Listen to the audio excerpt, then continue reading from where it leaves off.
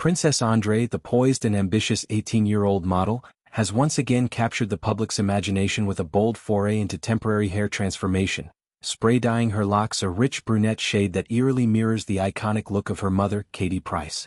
In a captivating TikTok video that quickly amassed views, Princess exuded effortless confidence as she lip-synced to Haven's infectious track, I Run, her new hue catching the light in a way that accentuated her striking features.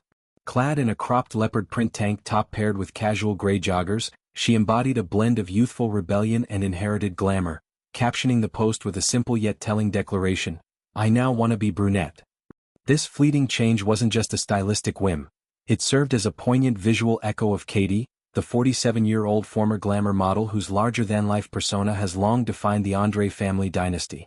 To understand the resonance of this moment, one must contextualize it within the intricate tapestry of Princess's life, a narrative woven from the threads of fame, familial discord, and personal evolution. As the daughter of Katie Price and Peter André, Princess has navigated the spotlight since infancy, her upbringing a cocktail of privilege and pressure. Katie, once the UK's reigning queen of tabloid glamour with her signature platinum tresses and unapologetic sensuality, has been a polarizing figure. A survivor of personal upheavals including multiple marriages, health battles, and financial woes, yet a fierce matriarch whose influence looms large over her children's trajectories. Princess's brunette experiment, then, feels less like mimicry and more like a subconscious homage, a bridge across generations amid the complexities of their bond. This TikTok revelation arrives on the heels of an emotionally charged exchange that laid bare the vulnerabilities in their mother-daughter dynamic. Just weeks prior, Katie had shared a heartfelt quote on Instagram, forwarded to her by Princess herself, a touching missive about maternal devotion that read, I hope my mom never goes to bed thinking she failed as a mother, because I could write her a whole book about how amazing she's been. I love you, Mom.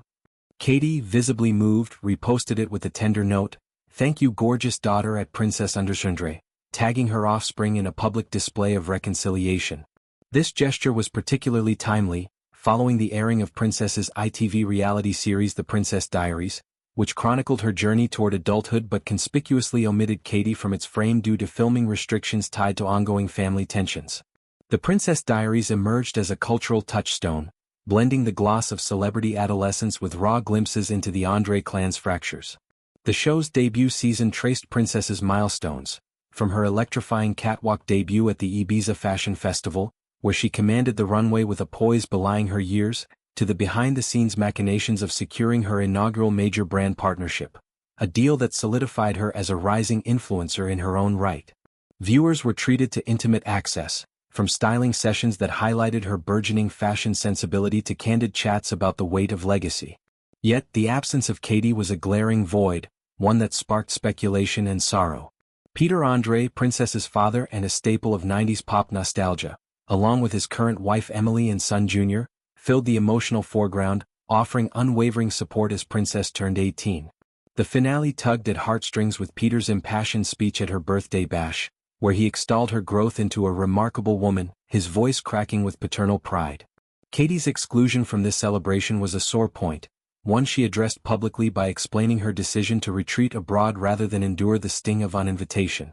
Princess's 18th birthday, the day of her birthday she had an 18th birthday party that I wasn't allowed to go to and the reason is because Pete doesn't want to be in the same room as me because I'm his ex, she lamented, her words laced with the residue of a divorce that unfolded over a decade ago. This acrimony traces back to the couple's 2009 split, a tabloid frenzy fueled by infidelity rumors and custody skirmishes, leaving lasting imprints on their blended family. Princess, ever the diplomat, responded with characteristic maturity in an interview, framing the separation of celebrations as a normalized ritual in divorced households. What I would usually do, as I've done my whole life, would be to spend the morning with one parent and the evening with the other, she explained. As it happened, Mum ended up being away, and Dad had already decided to throw me a last-minute birthday party, which we filmed for the show. But anyhow, it would be weird if both parents were in the same room, as I'm sure a lot of people out there with divorced parents can relate to. Her words reflect a wisdom forged in the crucible of public scrutiny, where every family dinner risks dissection by headlines. Growing up, André has meant constant negotiation, balancing Katie's boisterous, boundary-pushing ethos with Peter's more grounded, family-centric vibe.